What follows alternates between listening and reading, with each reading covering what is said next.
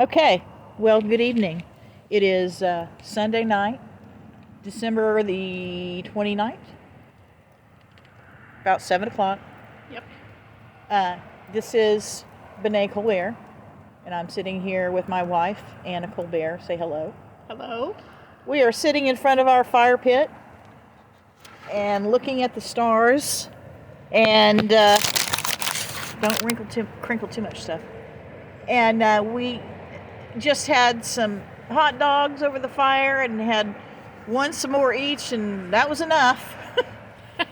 But so sitting here just kind of pondering the end of the year and everything that went on in 2024, and looking forward to 2025, although so many people have said it's going to be a hairy one.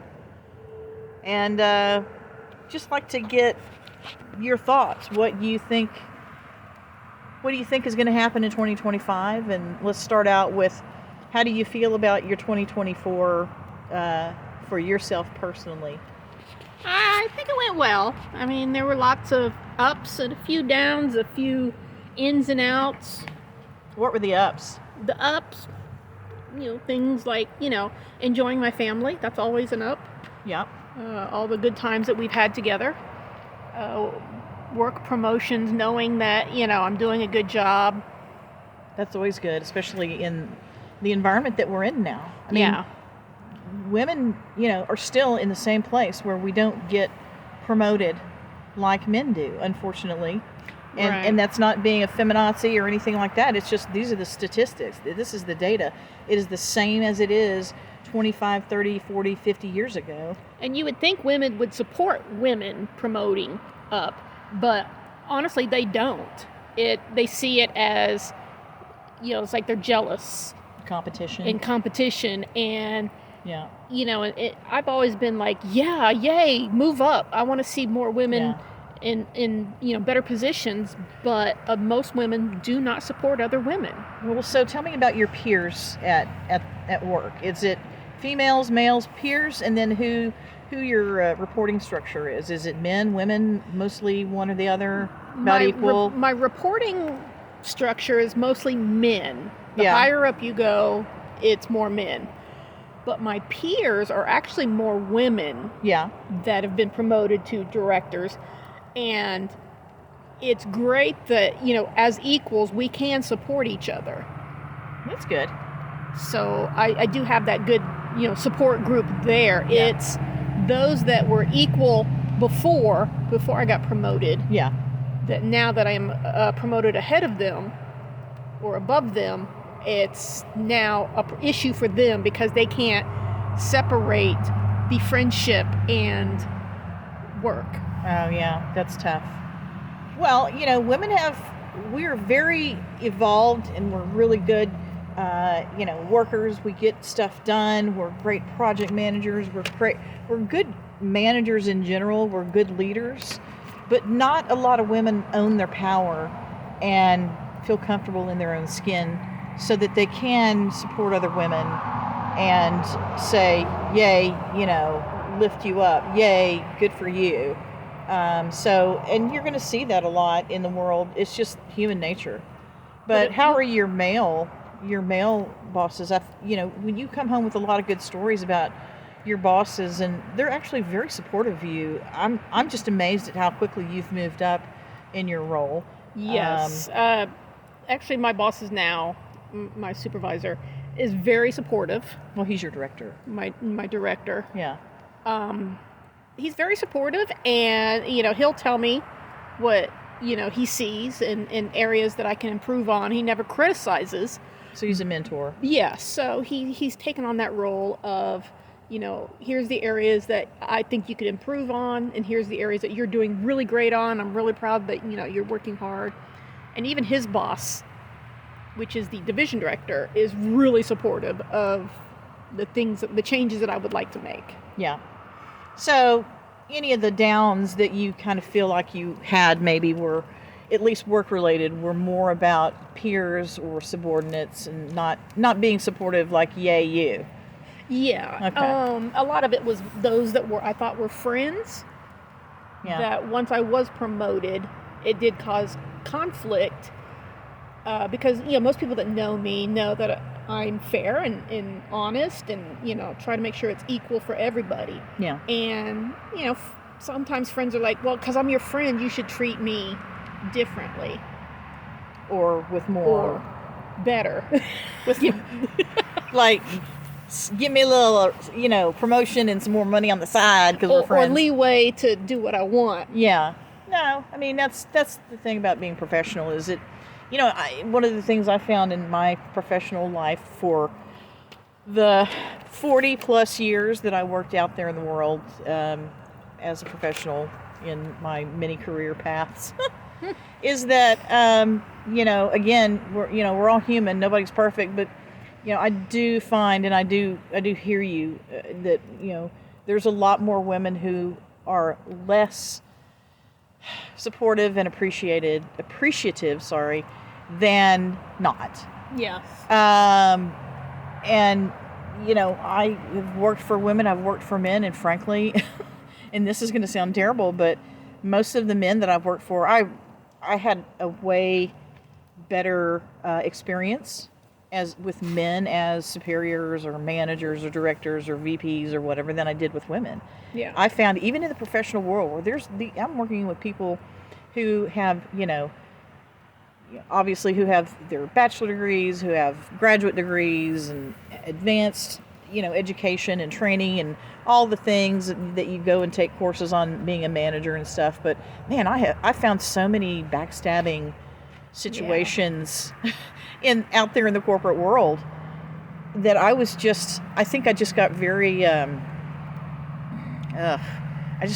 got very bitter about it. Yeah. And, I didn't have as many good situations that I thought I would have because I'm honest, sometimes to a fault. I understand that. I run my mouth sometimes. I say what's on my mind. I speak my truth, and I always have. And I don't mince words. As I got older, I learned how to be more diplomatic about the way that I dealt with people. And as I became a manager and I had a team of people and direct reports who I was there to manage and mentor or whatever, I felt like I did a really good job. But the point that I'm getting to is that I really felt like that in all of the roles where I was managing people and was moving up, I kept getting stepped on, and the rug snatched out from underneath me because of the women. And I hate to say that or feel that way, but it is the truth. It is. I got stabbed in the back so many times, and I'm tired of that. I want to see women be more supportive of each other. Like, we need to be standing there for each other, holding each other up. Yeah. But there does become situations, there are situations where, and again, more often than not, where women feel very, either competitive or what's the word I'm looking for? Like, threatened by another woman in her power. Yeah. And I'm the kind of person who, I've had people tell me, when you walk in a room, you bring a lot of energy. You really, not necessarily light up a room, but people intimidating. Yeah, I'm intimidating. I'm not a tiny little thing. I'm tall, 5'10", not the skinniest girl around. So, and I'm loud and whatever. So I intimidate a lot of people, and they get put off by that. I told you that too. Well, I've been told that throughout my career, and people don't like, strong women. No. But in general, men and women in general do not. And that's that's generalizing, but that's been my experience. Well, the stronger a woman is, the more they consider her a bitch. Oh, whereas God. That word. I know. Whereas if you're kind of low key, then you're weak. Yeah. And it's like there's no middle ground for women. You can't just. Well, so had I been a man, here's my theory. Yeah. Had I been a male, I would have probably moved up in the world and become, had all those titles. Yes. And moved way up and made a shit ton of money and moved up in the world and all that kind of stuff. But being a female with those male behaviors, which are considered, and I'm Southern. I'm a Southern woman, Southern girl, born and raised. You're supposed to have manners and whatever. And I do. I'm very respectful. But I'm not going to just slink back into the woodwork and be a flower on the wall or whatever those metaphors are. And so my behavior people equate with, if I were a man, that's normal behavior. But as a woman, that's the B word. Yeah. That's, why is she acting that way? And who does she think she is? Yeah. And that's exactly my point, is like, that's me being in my truth and in my power and being who I am. And we need to just allow people to be in their power. But the world we're in today, especially that corporate world, and you're not even in the corporate world, you're in, state government. Yeah. And it's just human behavior for people to become intimidated. And very few people, you don't meet a lot of people along the way who are like, oh, hell yeah, you're awesome. Let's get you moved up. Yeah. Let's get you, in a position where, you're the type of person who can make some fantastic positive changes. But they don't see it that way. They see it as intimidation or, oh gosh, she's too much. Let's not move her. Let's just push her over in the corner and not give her any promotions or not give her any raises, and she'll eventually die on the vine. And that is a lot of the tactics out there in human resources. Well, even if you do move up, like in my case, a lot of people don't like the change. They think, oh, we're fine. We don't need to make changes. Yeah. But my thoughts are, it's not working.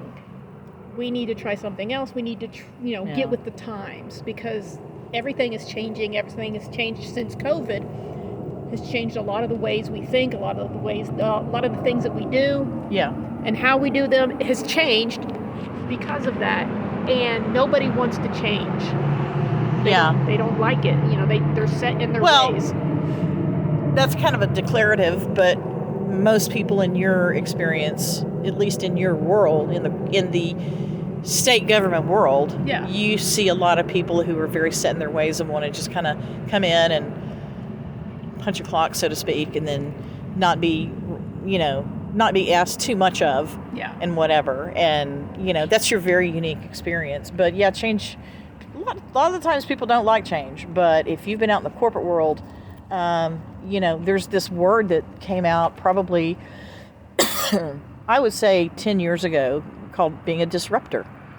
And disrupt, do something different, do, something completely not thought about. And it was the way to be back in, in the corporate world and whatever. And so I think that's where we start seeing like a lot of divides in your experience in state government as, in upper management, versus my experience in the corporate world, never getting past that it wasn't even a glass ceiling. I think it was just a metal ceiling, and I was just never going to move past it. Yeah. But, in general, yes, I think people are really kind of not the biggest fans of change, Yeah. And that's too bad, because that's just fear. It is. And that's not what we're here for. We're here, my whole philosophy about life is that we are here to learn and to stumble and to make mistakes, because that's how we learn. And it's never easy. It's never, learning is never fun. Sometimes it can be, but usually, making a mistake is the cleanest, clearest, most efficient way to learn. Yeah. And nobody likes to make a mistake. Therefore, they don't like change, because change means you're going to have to do something different. And oh my God, what happens if I fill in the blank? Yeah. So, well, let's talk about all right, so 2024 work, the usual, the workplace stuff. Let's talk about good things in your life. What happened in 2024 for you that was good in just all around? Nothing I can think of. As I choke on my buble. Sorry. I mean, it was just actually a mellow year. Status quo, making things happen. Yeah, just work. Yeah. Hang out. Looking back, I can say I'm very blessed. Yeah. Compared to what, a lot of people have gone through. I have a home. I have a wonderful family. I have a job that I enjoy. Yeah. And a hot tub that I love to. Hey, can't go wrong with Hot that. tub. Hot tub time. So, all the things that I didn't have as a kid, I do have. The love, the support. See, that's kind of a new one for me. I've never heard you really talk like that. Yeah. Like all the things you didn't have as a kid. And I know that you've talked about your childhood, and for the most part, it was not the best. No. And, you didn't have a lot of stuff. I think you were considered, not middle class, maybe lower middle class. Poor. We were poor. Yeah, we were poor. We were on welfare. We had the ticket things to pay for instead of food cash. stamps. Food stamps, yes. Yeah. We got food from the Salvation Army. We got. You got food from the Salvation Army? Yeah. They had food? Well, whatever it was, the government cheese, which was good. I ain't gonna lie. The government cheese. That was some good cheese, but gross. Every month we got milk and eggs and cheese. That was probably like WIC, like women, infants, and children. But this was all through whatever. All the years growing up that we had it, so it wasn't just for infants. It was, if you were on welfare, you got the certain free food. Yeah. And then you got the checks to food stamps to go to the grocery store and get what you needed. Huh. And then for clothes, we went to the Salvation Army and got free clothes. So how was that for you as a child? It was embarrassing. I'm not gonna lie.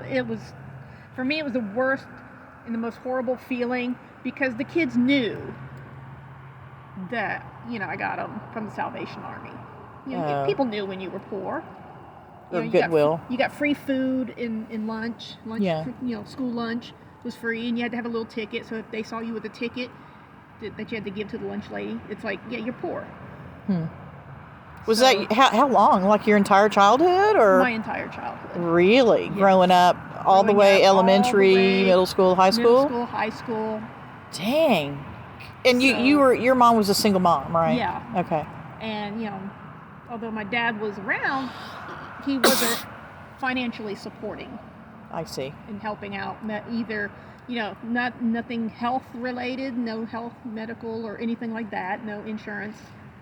And he didn't give my mom any money at all. So it was just her with two with girls. Yeah. And I'm sure she didn't have the best experience herself or knowledge of how to support two kids on her own.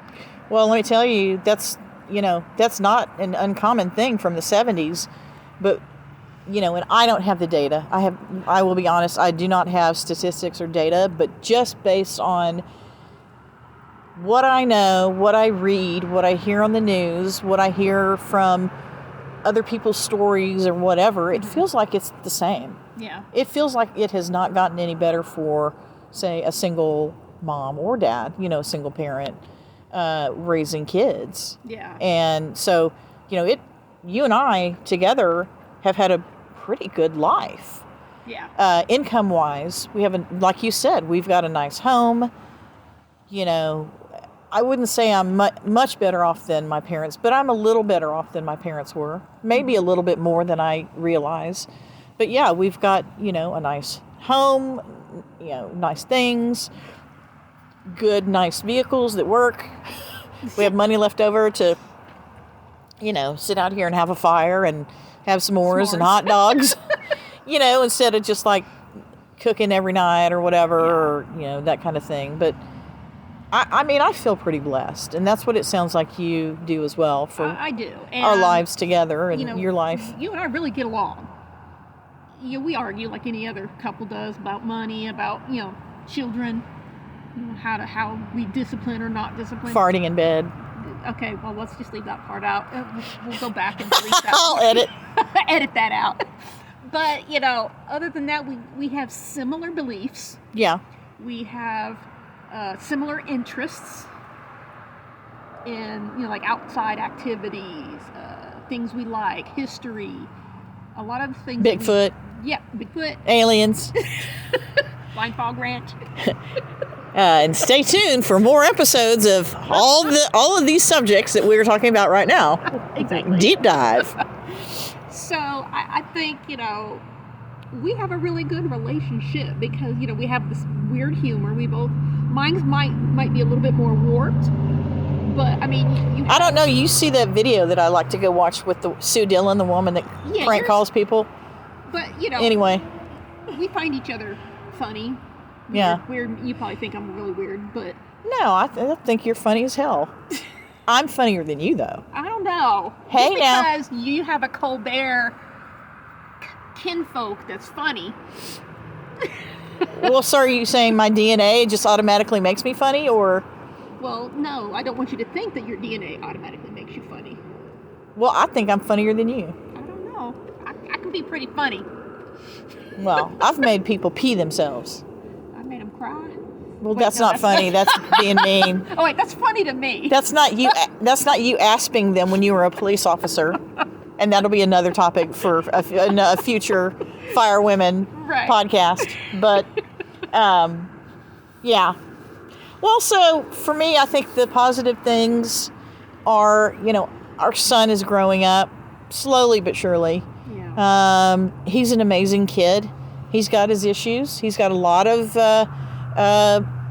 blockers, brain blockers that have been in his way growing up, and it's been tough being his advocate all these years, going through special ed and trying to get all of the resources that we need and trying to find the resources that we need to, you know, be there and for him and to make his educators and his, I'm quoting air quotes, his team, to make sure he gets the best that he can. But he's never, you know, after his experience in second grade, it was all downhill from there.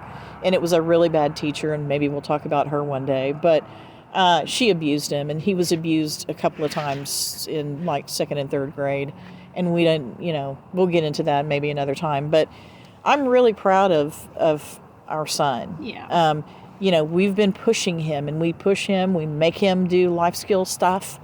We, you know, I've been teaching him how to drive this year. It's been really slow. It's really interesting to see the difference between me going back when I was 14, 15, 16, 17, 18. I was on the roads. I was hauling ass down the roads, borrowing the car, staying up all hours of the night, you know, getting into trouble, doing shit, you know, driving around and whatever. And he's very anxious about that kind of thing. So it's hard for me in teaching him to really just like keep the brakes on, govern myself, and be very patient and be very just like, okay. And he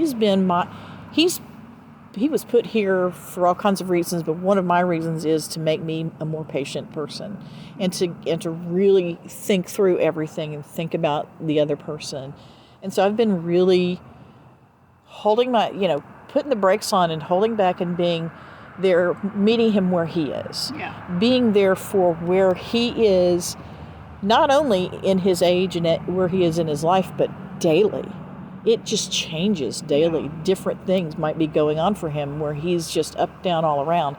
And so I've had to really slow myself down and just be patient and just be like, well, it is what it is. And I've worked on that really hard. So I'm proud of myself for that. Yeah. For what I accomplished this year just in trying to help him get up into adulthood.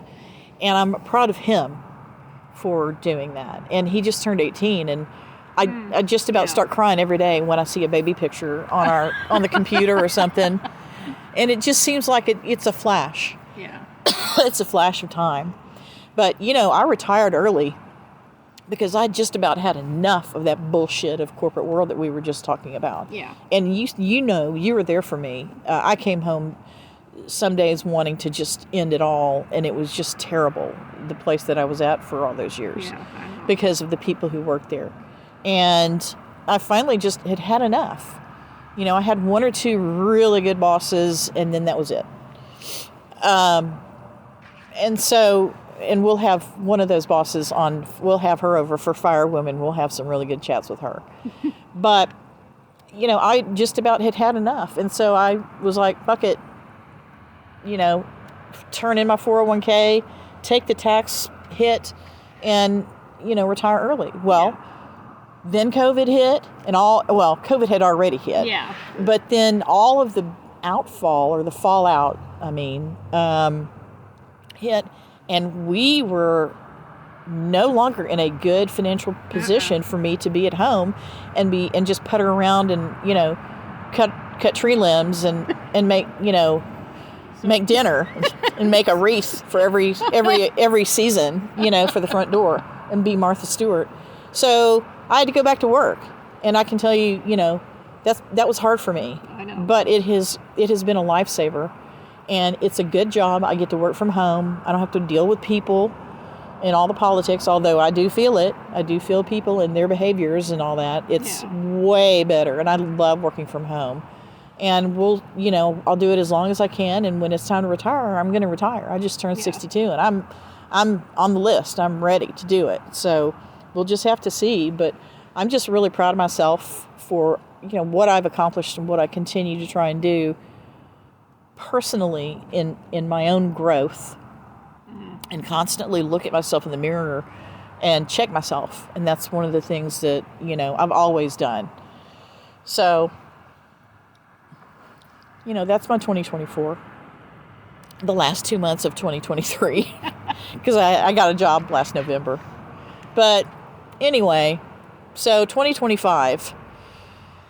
Well, I'm not going to lie.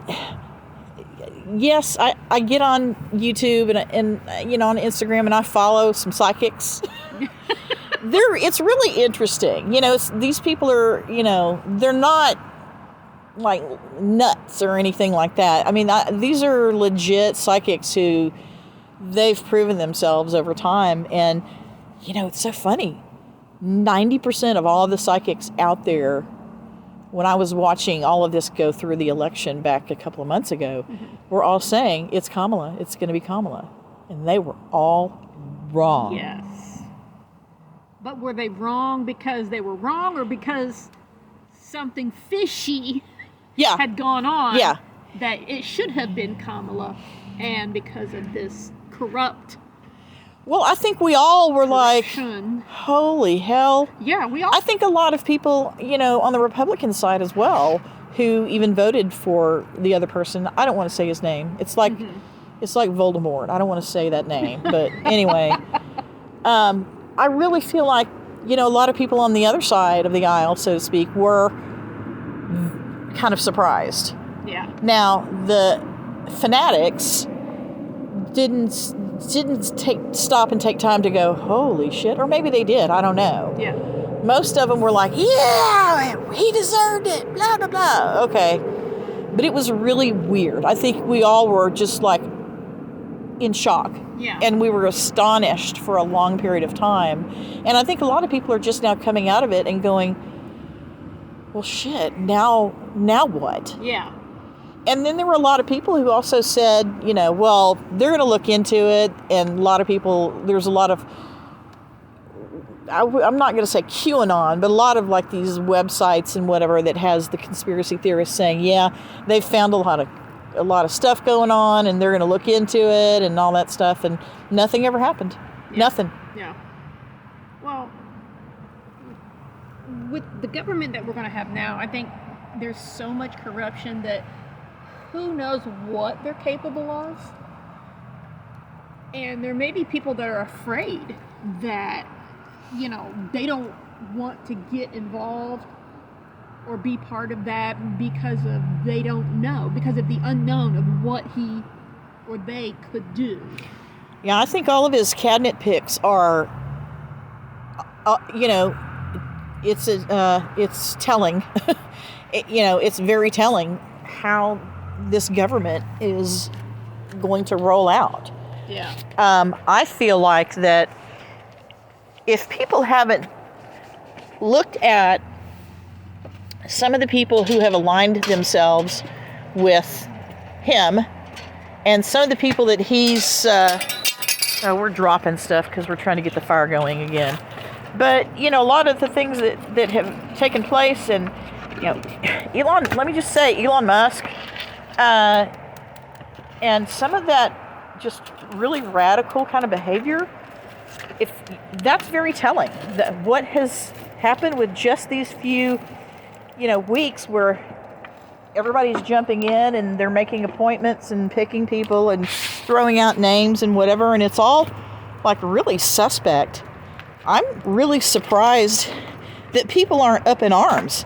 But what you're seeing is a lot of people who are just kind of standing by and watching it all happen. And it makes me wonder, are people really standing by and watching it happen? Or are they still in shock? Are they, I don't know, do they think, well, there's nothing we can do. This is it. This is the end. This is, all the crazies. And I'm, speaking from personal point of view, and I guess I should be a little bit more broad, but, this is a lot of, look at Matt Gaetz. Look at that guy. They finally found enough evidence, and they've got evidence of him, having, how do we say this, had sexual relations with underage girls and, a lot of drug usage and all this kind of stuff. And that's just one guy. Yeah. I mean, there's a lot more of that kind of person that has been chosen or is being chosen with those kind of morals and values. And, well, yeah, that's not just exclusive to Republicans. It's all politicians, at least, the bad ones. So you just wonder how this whole thing is going to roll out. Yeah. That's kind of where I'm getting at. Is all these appointees that he's got lined up, it's just like what did somebody call it? Somebody called it a clown show, or what are they calling it? A clown car? Well, and I'm hoping that we're maybe just putting too much into it, and maybe it'll work out. Yeah, and everything will be just fine. Yeah, and like the first time around. Yeah, hope for the best. Yeah. And if not, well, hopefully it's only for 4 years. Yeah.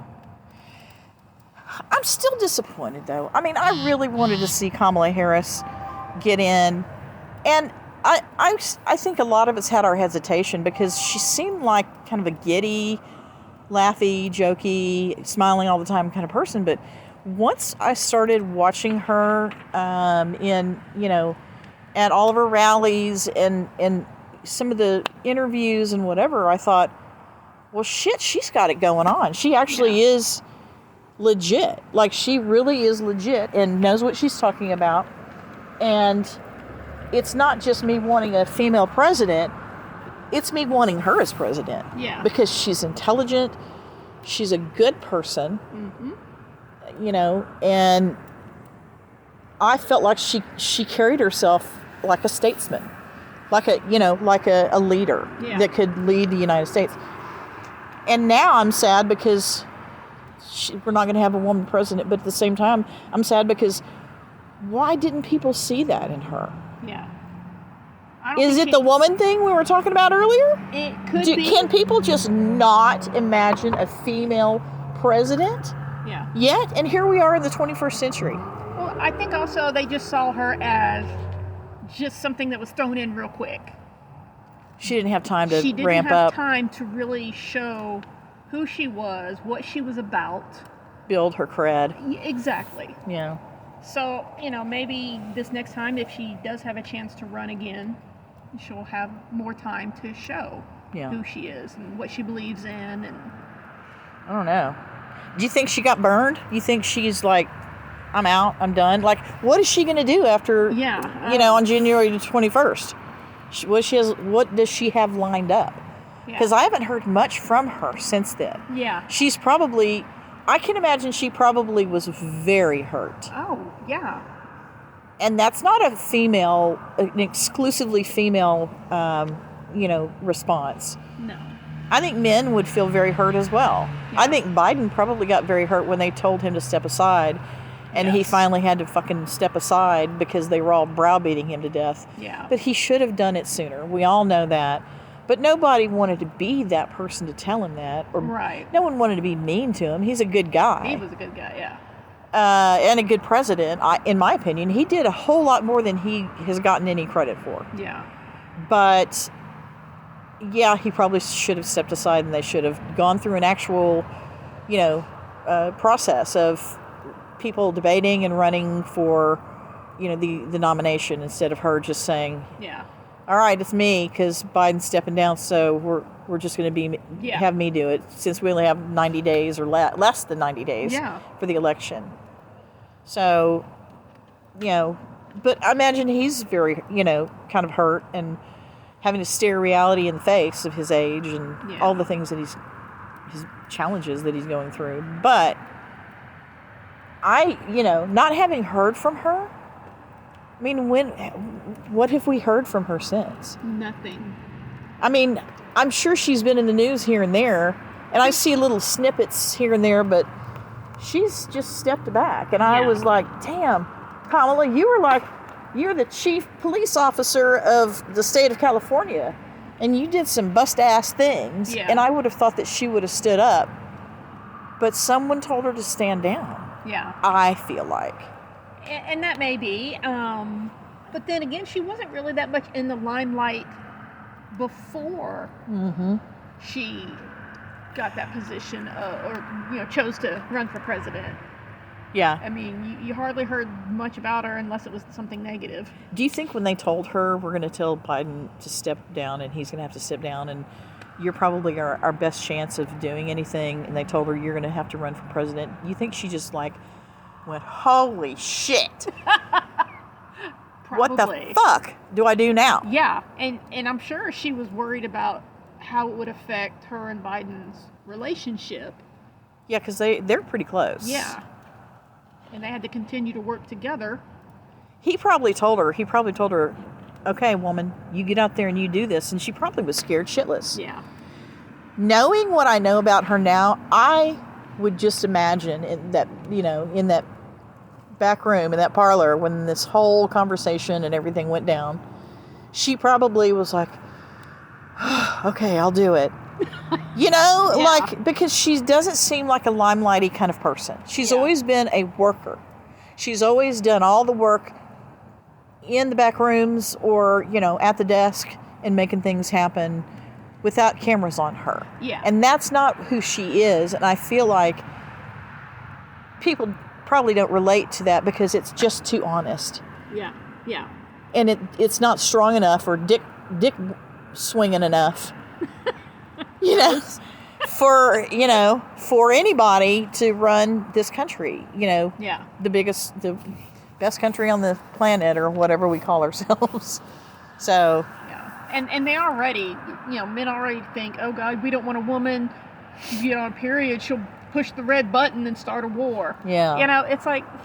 Well, that goes back to the conversation we had earlier, which is just the value of a woman in a high position, in any kind of management, power, whatever. And I think people are afraid, and I don't know, I know there's a lot of history that goes back tens of thousands of years where women actually, it was a matriarchy. Women ran the world. We were all, goddess, and we were bitches in charge, head bitch in charge, or what do they call it? HBIC. HBIC. And I think somewhere along the way we lost our power, and we also lost our ability to stand up for our power. Yeah. And there's probably all kinds of psychological shit that went on with that, with some, now it's in our DNA, and we need to refine that who we were. Yeah. And I think it's coming. We're awakening. I think a lot of people are waking up, men and women, who are saying, hell yeah, women can do this. And one day we'll have the conversation where it doesn't have to be, yes, a woman can do this too. It's just that individual, that person can do this, regardless of what their gender is. Yeah. But that's a long way off. That's evolution. Yeah. That's social, and I think just human evolution is a long way off. Well, and where we are now with our future leaders, we're probably going to take 10, 20,000 steps back. Oh, yeah. just because of the Neanderthal ways of their thinking. Yeah, it's so weird how society has regressed. Now, we can talk about the Middle East and all that kind of stuff, and that, at some point in time, I think maybe in the late 60s and early 70s, before things started going crazy, that area of the world was progressing. And who knows? Is it oil? Is it, the radical old school, Khomeini, Ayatollah kind of mindset that stomped on that and reversed it? But I think, at least in the West, the United States and the West, Western Europe and all that, we really came into our own, I think, in the 90s. I think we started it, and it started off slow, and there was a lot of resentment for women's movement, for women becoming equal and all of that. But there was still that, like you said, that kind of caveman mentality where people couldn't imagine a woman in a position of power. And those who couldn't, some did evolve and some just did not. And they raised little boys and little girls to be of that same mentality. Yeah. So here we are, and it hasn't really gone very far. And look at the Middle East now. It's the same old thing. Fighting over religion. That's even another episode of this. Lord, yeah. But, I feel like that there's got to be a parallax shift in how do I put this? In all of our backwards redneck thinking, and the people who who can't make that shift and who can't take that step forward in their thinking need to just not be here.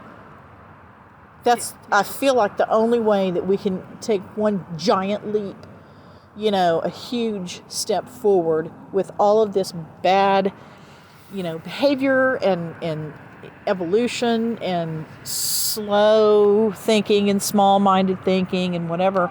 I think humanity in general needs to have something major happen that brings us to the next dimension or to the next, era of humanity before any of this shit, this crappy shit that we have to talk about all the time, will ever just be a thing of the past. Well, I think it all starts with education. And, finding a way that higher education isn't so expensive that it's only for those people that can afford it. Yeah. Because we got where we are now because of ignorance. Okay. Yeah. The least educated voted for Trump.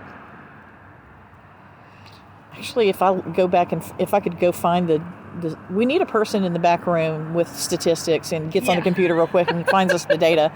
I think that and I remember seeing this stuff because I was really looking at it, but there were a lot of, when they were showing like the blue and the red lines and which way or the other, and like this age group and whatever this demographic is, or this level of education. I mean, yes, there was a lot more uneducated people on the red bar. Yeah. But there was a lot more, people with like either an undergraduate or a graduate degree that were on the red bar too, which I was just like shocked at.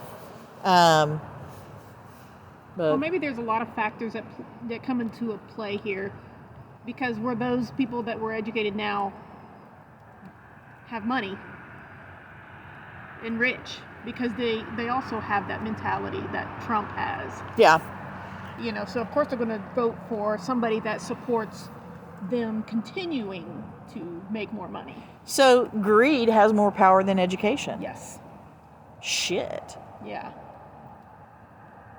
So there's ignorance and greed that go together. Power. And power.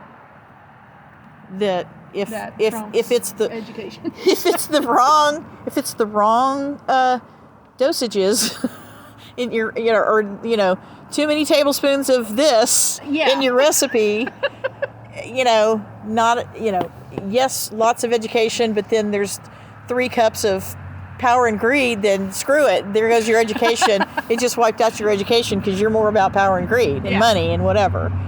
But if you have tons of education and you get a little bit of money and a little bit of power, you're still going to fail over it to education being more open-minded and more thoughtful and more about future, about not just the here and now, which is what a lot of power and greed does. Yeah. It's about the here and now. Yeah. It's not about the future of mankind at all. No. Me. What do you think about Elon Musk? Oh my God. I'll say his name. He's an idiot. Okay. Well, now, first of all, let's make sure we set the parameters here. Okay. Let's put the caveats out. He is on the spectrum. Yeah. And our son is on the spectrum, so we need to be, careful and caring about that. But I think that he's on the spectrum in a certain way where he's also highly intelligent.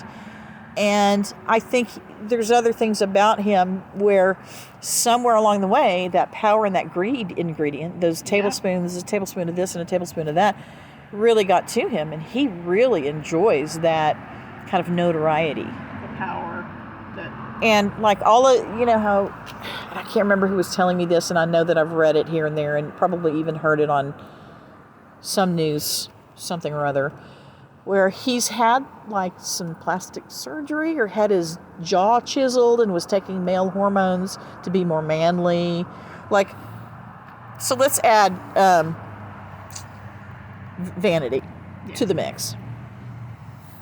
And probably insecure.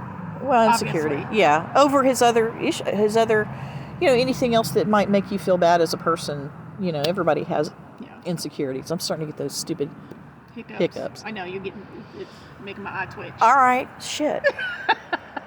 Well, I think him having access to that power, that government power, is dangerous.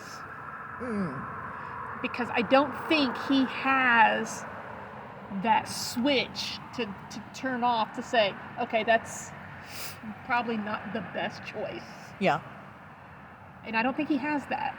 It's just, here's my idea. Okay, let's run with it without even looking at how it would affect. Yeah, and that's part of his I guess we call it a disability. Uh-huh. That's, part of that world. And we see it with our sons sometimes. Yeah. It's really hard for them to, what is the phrase that we use? Regulate. Yeah. But he's also done some things that are, you can't talk about stuff at work that I know about, but we know about his employees and some things that have taken place here in Austin with the factory and people apparently not being paid. So we know that he's in charge of a lot of big companies and money and people's, that ultimately affect people's lives. And you and I both know some things that have gone down. Yeah.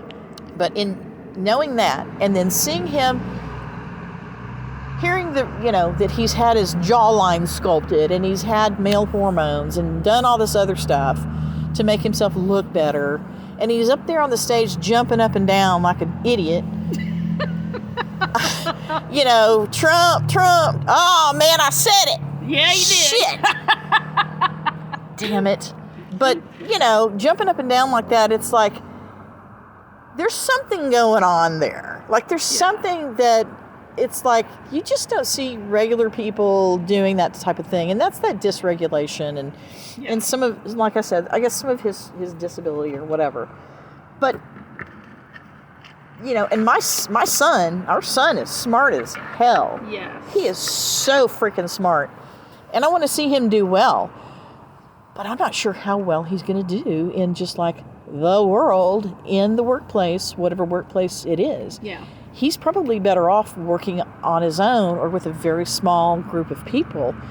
And it's the same way with a lot of folks who are on the spectrum, that those barriers and social constructs and things that your average person understands, if depending on how much you're on the spectrum, you just don't. Yeah. and which thing, is there for you mentally and emotionally that keeps you from understanding how to read a room. Yeah. And so I think, that's a dangerous person, like you said, to have in a position of power. And he is now he's appointed to be something along with, I can't remember the guy's name, to be, budget people. Yeah. I forget the guy's name. There's another guy who's going to be like basically in some kind of a budgetary finance position. I can't remember it. Well, and I keep reading how a lot of people are saying that he's actually the president, that Trump is the puppet. But I don't see that. No, that's not it. Because Trump would not let anybody take his power. No, not at all. He sees Elon probably as this kid is smart. He has made a shit ton of money. So there's that money and greed thing for you. That's part of T-Rump's. There you go. T-Rump's mentality. And he also knows, at one point, Elon Musk was very much a liberal. Yeah. Not that long ago. Very much about green and very much about, space exploration and Mars and all that kind of stuff. He's not that anymore. He is not that anymore.